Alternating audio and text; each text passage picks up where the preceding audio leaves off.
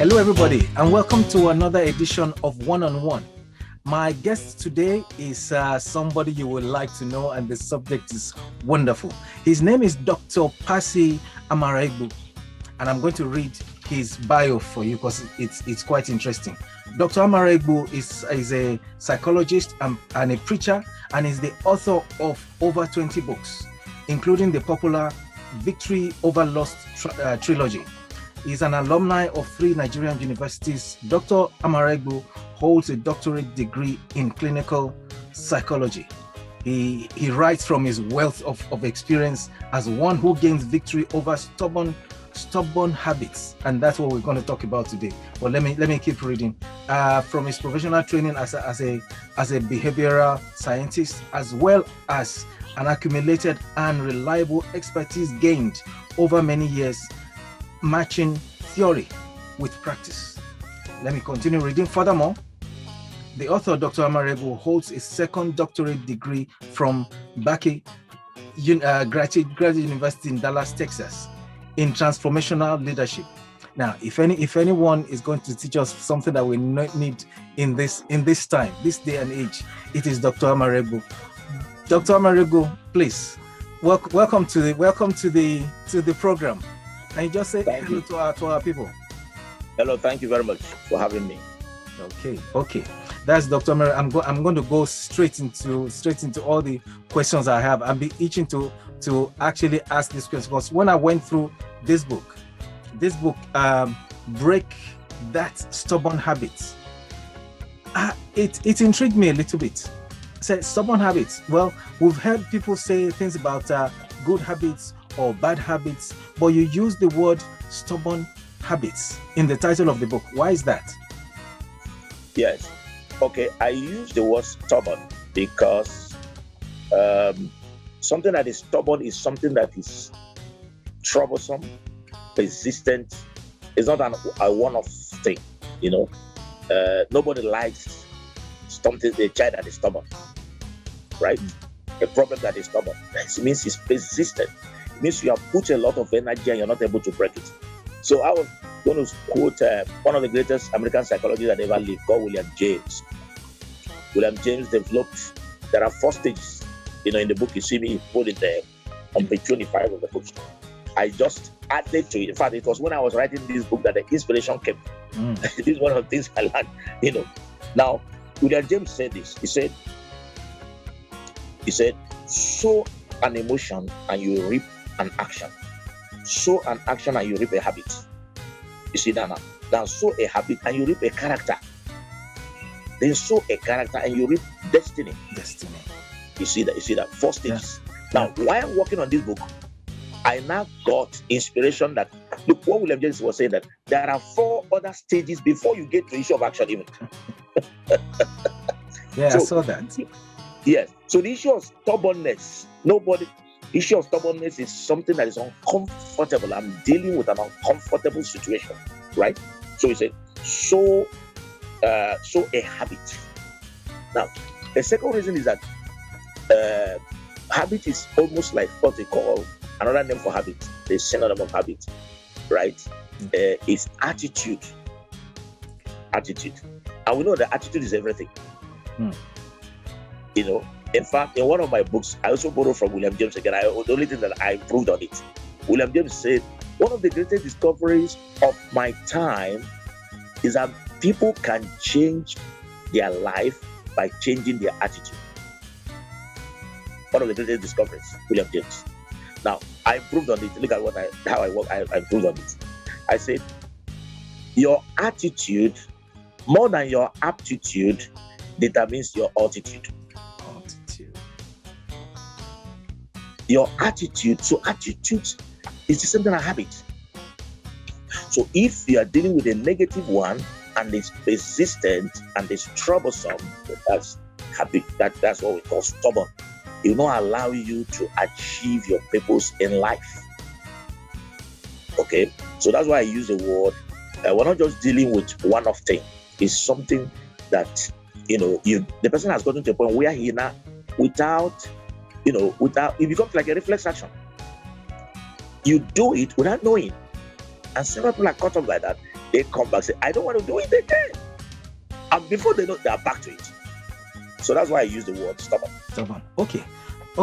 That's why you use the word stubborn. But what actually inspired you to write the book itself? Okay. In general, yes. Yes. What inspired me to write the book? My two main areas of influence. One, as a preacher, as a pastor. I've seen several people locally, nationally, internationally. I travel too. I've seen the helplessness of man. How helpless people are. Right? As a pastor, I've seen how people can be so helpless. Right? Take the issue of unforgiveness. This guy is so good. He has problem with unforgiveness. This guy is so good. He has problem with telling lies. I know. As a pastor, as a preacher, I've seen that. Secondly, my area of influence as a clinical psychologist, dealing, counseling, and doing psychotherapy. Yeah. I mean, presently now there are cases where I'm dealing with drug addicts, right? So these two circles of influence, from my experience as a pastor, as a clinical psychologist, maybe from the cases I've been dealing with and the ones I'm dealing with, maybe no. I need to help more people, right? From this wealth of experience, I can help more people than just doing one-on-one psychotherapy, counseling, prayer for them. If I can produce a book that will be out there that anybody can have access to. So that inspired me to write it. That's good. Thank you. Let me just ask. For every book, there's usually an ideal reader. Who will you say the ideal reader for this particular book is? Yeah. The ideal reader for this book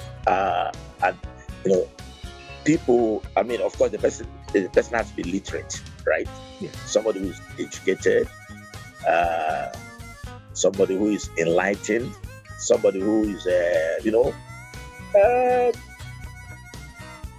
generally good, somebody who's, generally good, working hard and stuff like that. But there is a but in that person's life. There is something he's struggling with. Most of the time, people outside there don't know about it. As a private struggle, the person is going through, and he really needs help.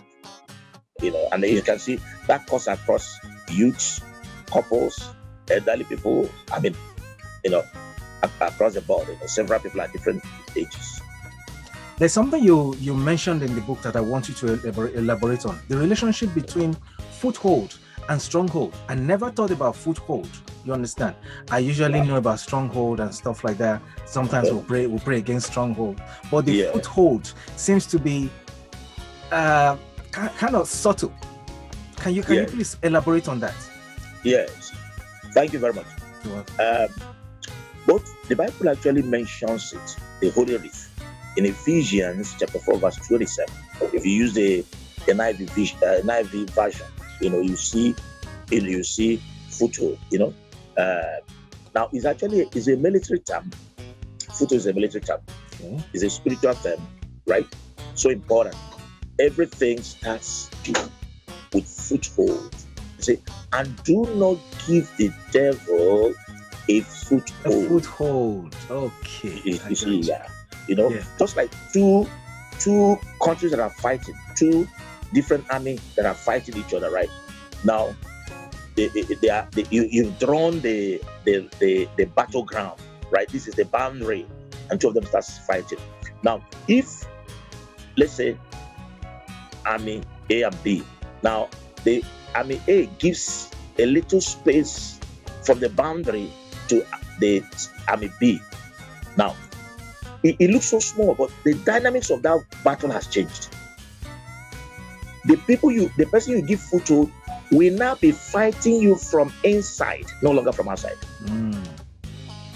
That's what people don't realize. They say, "Oh, but it's little. It doesn't really mean. It doesn't really matter. It doesn't really matter." No, it looks so small, but it is so significant, very, very significant. So oftentimes that's how habits, stubborn habits, or good ones, they start in a small way. And let's give you an example, a very good example. I want to lose weight. And then, one of those ways is that I should not be eating late at night, right? And here I am, I ate by 5 or 6, then I'm working in my library or, or my study. After 3 or 4 hours, all of us know that studying consumes a lot of energy. So by 3 or 4 hours, I'm standing up and going near the fridge. And my wife said, but you say you will eat more. You say you will eat late. I say, wait, now, is it only this ones that will spoil it? Now, by the time I eat, tomorrow, that hunger will come back at the same time. Okay. So it will be building up small, that breaking the barriers you have set. Okay. Thank you. Yeah. Thank you very much. Okay, you've written over 25 books, 25 Yes. books. Yeah. Can you tell us what your writing process is like? Do you just decide I want to write a book, or the book comes to you? How do you start the writing process? How does it go out? Yeah, my writing process normally is that, in the first place, I am a very observant person. I mean, it's a gift, right? So my writing process starts like this. I observe the situation, observation. Some other time it just comes as an inspiration, right? Some of it is an inspiration or an observation. So then the next is meditation. I try to think through it without writing anything first. I can think about it a day or 2 or 3. Then I start putting down, to paper, and try to develop the chapters. Not develop. I mean the chapters before I now start developing them. Yeah.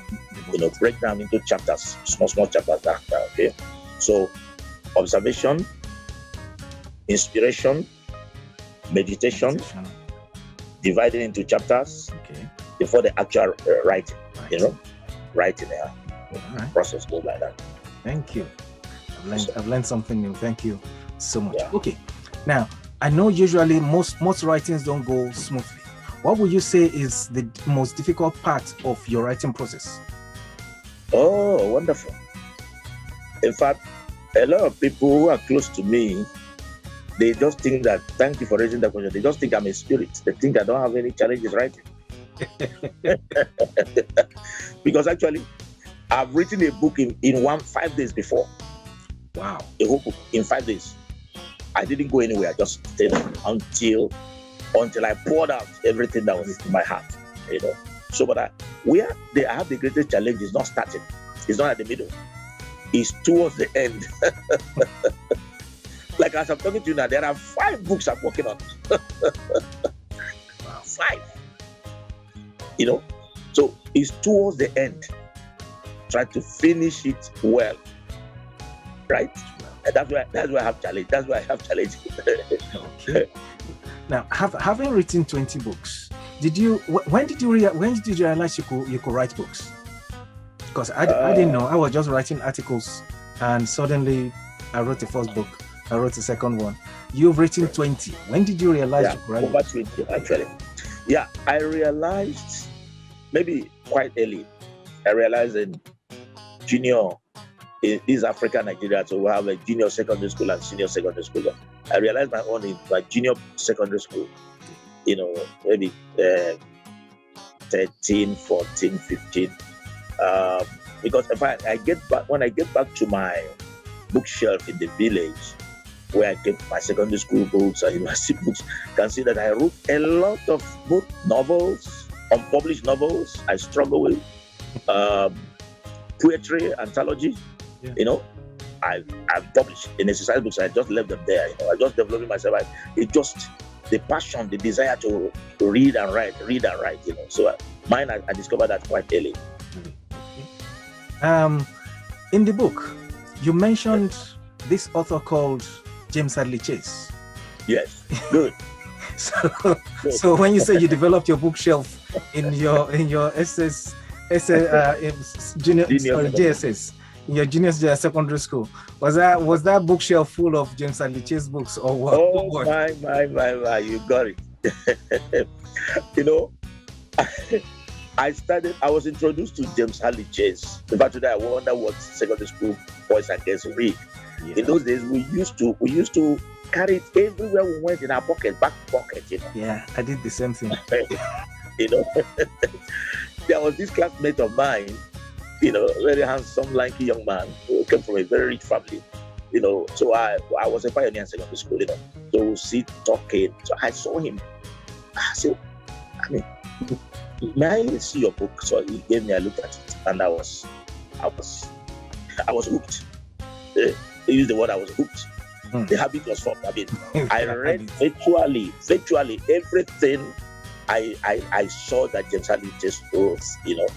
So, in fact, thank you for reminding me. That's another reason, another inspiration for me to write, because I read all those James Hadley Chase novels, and some of the time I actually felt it as a young boy, because, you know, Hadley Chase celebrated two major things: crime and immorality. Yeah. Right? Lost. Okay. So I made up my mind when I encounter Christ that I'm going to write books that will reverse, help people to be delivered from what got me into trouble. I don't know how you put this for somebody, but I'm just telling you. I just remembered. So Hadley Chase books were very books I started with in those days. Okay. It's when you mentioned your bookshelf, that's why that one just came to my mind. When you are writing, what helps you? Okay, we've already talked about what you find most difficult during your writing. But during your writing, what helps you in writing? What do you pray, or what do you do if, let's say, you have what they call writer's block and you want to actually do something on that particular day? What do you normally do? Okay, like if I get you if I want to meet a target on a particular, okay, like say I'm writing and I'm chapter 3, and I say, look, today I must get to chapter 5. What motivates me to get there? Yeah. Okay. That target, setting that target. In fact, that's also what helps me a lot. Setting targets. Okay. I set targets, and I try to discipline myself. I try to create the time. If you visit me such times, I will try to, any distractions, I will just remind you, sorry, please.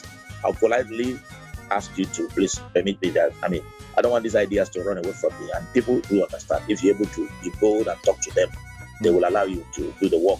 You know, so setting targets, okay, helps me, motivates me to, and when I remember again how the inspiration of how the idea came, right? That this is very useful. I mean, several ideas. As a psychologist, I know the brain is very powerful. Several ideas pass through the mind every day. You know, so but when a particular idea for a book comes, I know that this is a book. This is a book. It's not common, right? Okay. So I know that I have a sense of responsibility to work on it, because it's not just about myself. It's going to benefit other people. Okay, thank you very much. As an author of many books, I would like you to think back, if you can, just think back to your very first book. When you finished your first book, how did you feel? Maybe I should ask, what was your first book that you wrote? The first book I wrote, like I said, I mean, that was as far back as 1994. Got published 95. That first book is called Victory Over Lost. It was a small book, right? But 10 years after, when I reviewed it, it's one of the heaviest books I have now. Victory Over Lost, Key to Victorious Living. But that's what I'm talking about, the Victory Over Lost trilogy. That is Victory Over Lost, Key to Victorious Living. Yeah. Now, this is Victory Over Lost for professionals. Okay. Now, this is Victory Over Lost for the younger generation. The Victor Lost Trilogy. These are the books. Okay. Victor Lost for the younger generation, youths particularly. Then for professionals, you're a medical doctor, engineer, you're a banker, you're a pastor. There are peculiar temptations, sexual temptations you face as a professional. And then this Victor Lost key to victorious living is the mother of all of them. But like I said, 1995 when I published it was a small book. But how did I feel? I felt like a woman that went to have her first baby. When the baby was delivered and you're looking at the baby full of excitement, full of joy, full of satisfaction. I know what you mean. I mean, you know what the drive have been for most genuine authors, if not all of us. The motivation is not money. I mean, is it you mean I produce this and this can bless people's life? I mean that and that's why many of us don't push the area of the finance. Because we just see the thing we are satisfied that we produce something. That's true. Thank you so much. Now, as a psychologist, I need to ask you this question. Yes. How will you process? How will you deal with negative book reviews? If somebody gives your book a negative review, now we've talked about you. I mean, holding the book like a baby. This is something I produced, and then somebody comes out there and writes a negative review. How will you feel? How will you process that? This is not a question for you. I'm actually asking you as a professional, so that other authors can learn from it. Please enlighten us. Thank you very much. Thank you very much. This is a very relevant question. I think, let me put it positively. Most authors, most businessmen, most professionals, in every profession, nobody gets accolade the first time. Nobody's, praised, and some people, like the issue of advertising and marketing. I have cases where research shows that out of 10 adverts you do, you may just get one may be profitable. So all of us should have this understanding that we are living in a world where things are not well balanced. So make up your mind to receive criticism is part of growth, right? So patience is needed.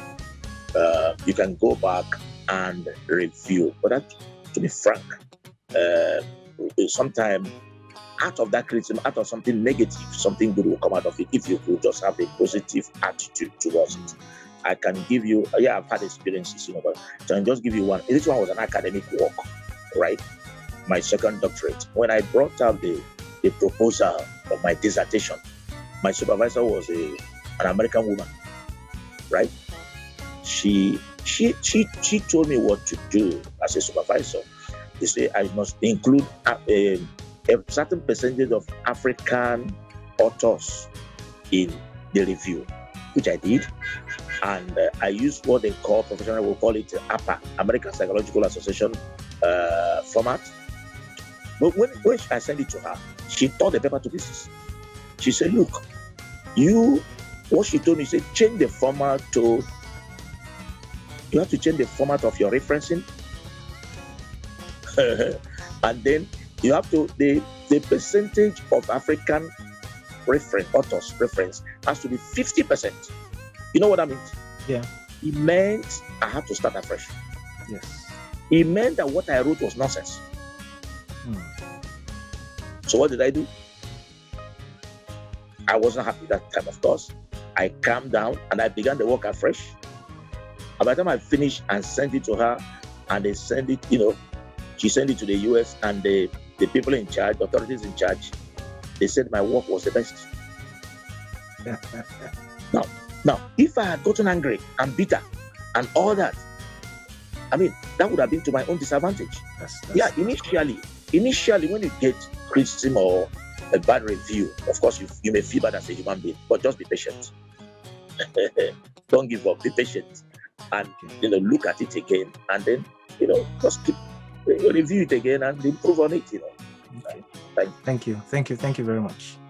Okay, Dr. Amaraegbu, I need to ask you this question: does anybody in your family actually read your book or books? Yes, a very, very relevant question. They all read. but I will grade it. I will give you results.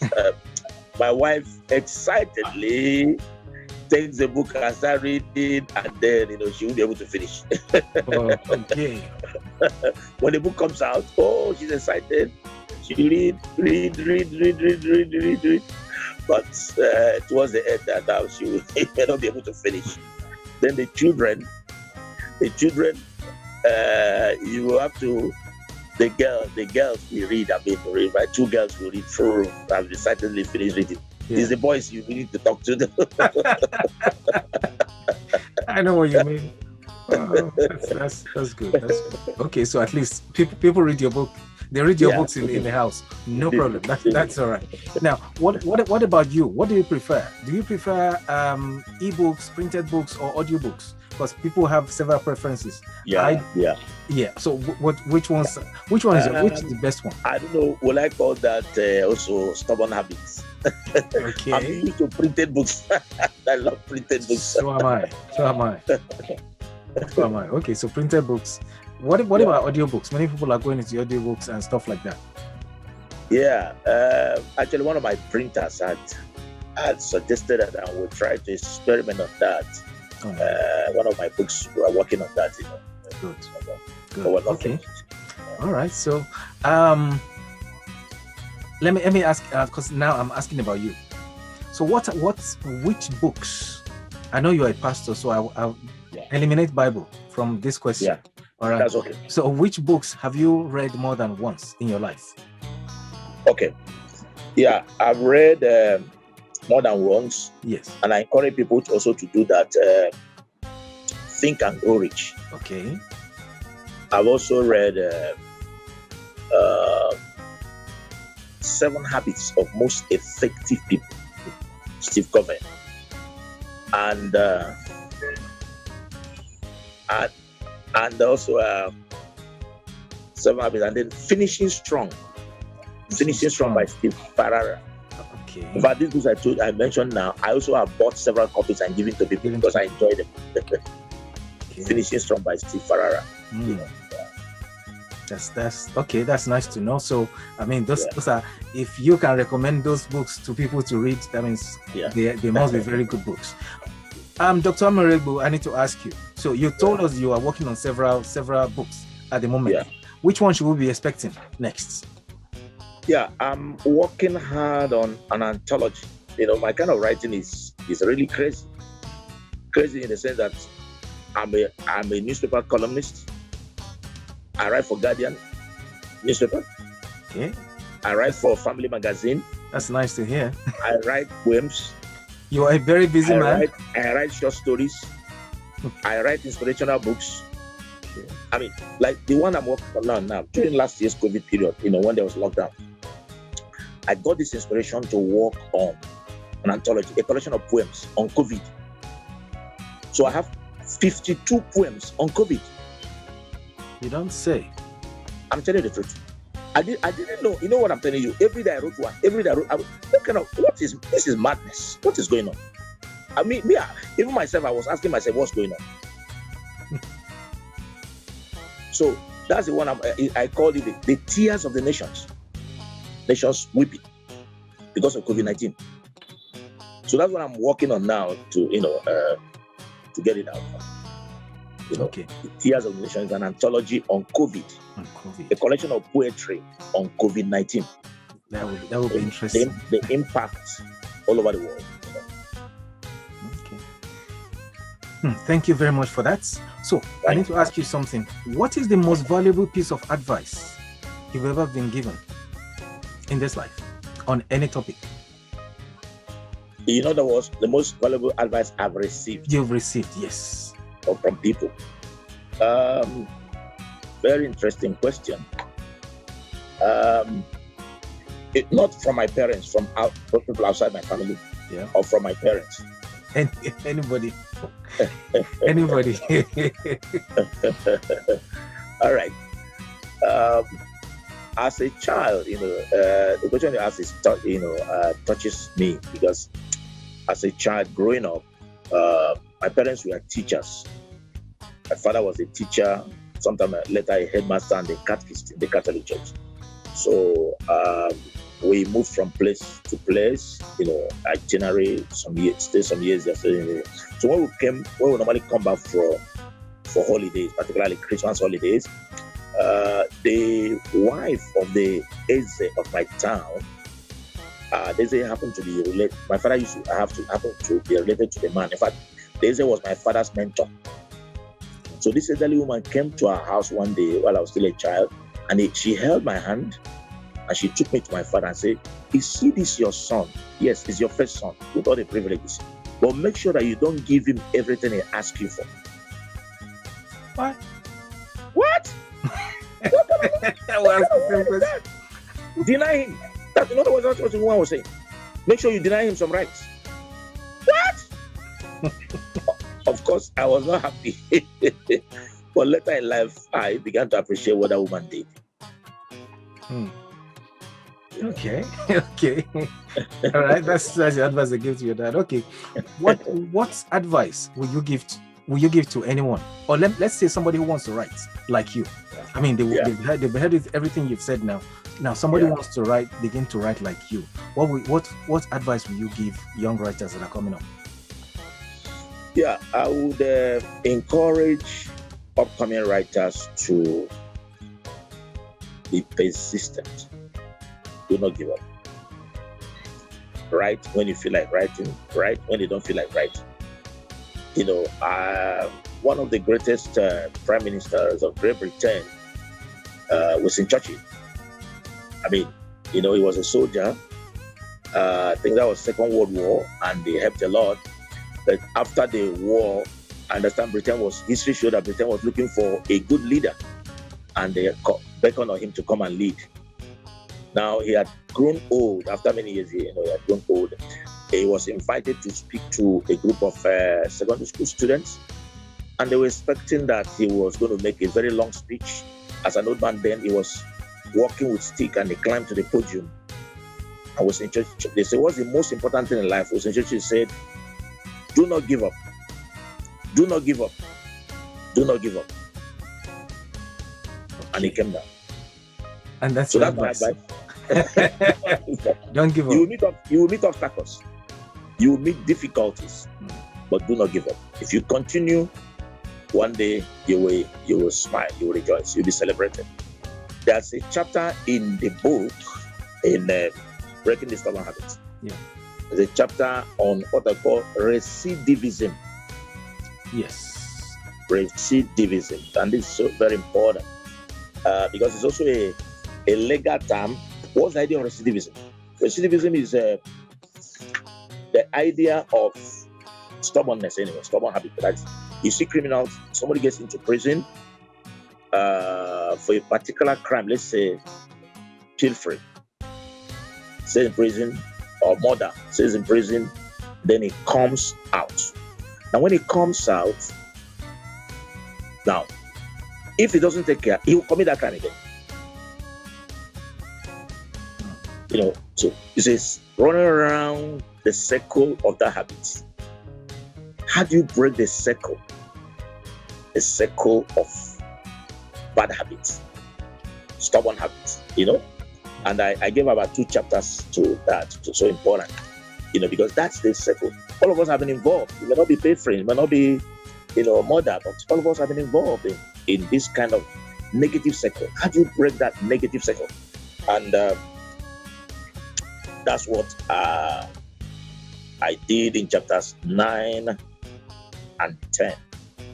In fact, up to 11 also, 3 chapters there. But one of those ways you break it is actually think about the consequence of your behavior. There's a case I was dealing with about a man. This was a married man, a middle-aged man who had problem with smoking. His own was that he wanted to stop smoking, right? Some people don't want, but this guy wanted to stop smoking. And he was poor. What I did with him? I sat down with him. I said, okay, let's calculate the amount of money you invest into smoking. Invest in smoking. Yeah, it's investment. You smoke how many sticks a day?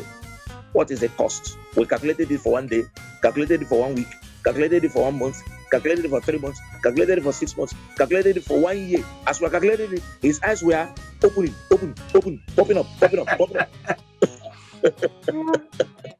So, so if a business you are engaged in and there's no gain, it's loss, why continue with it?